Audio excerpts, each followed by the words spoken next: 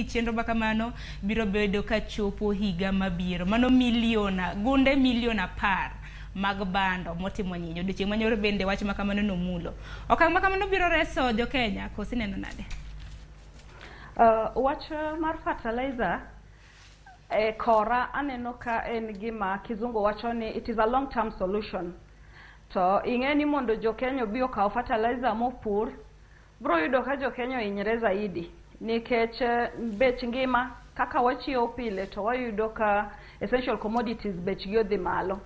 Koro an kana gi pacha naparo ni fertilizer mabeche yot ber nikech bro miyo wapuro. To kapod warito fertilizer mabeche yot, ne chunya gombona ni mondo duoko chul subsidies mane sirikand mar jatelo Uhuru oketo in place to caution joma yuto getin e yor yudo essential commodities. Nikech gima nyo ketho wach essential commodities en issue mar subsidies.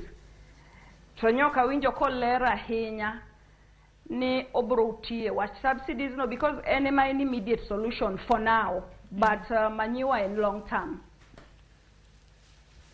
Ero kamana inya awinje yo makare to wach nyinyo chiemo motimo nyinyo to daka winjo kilose.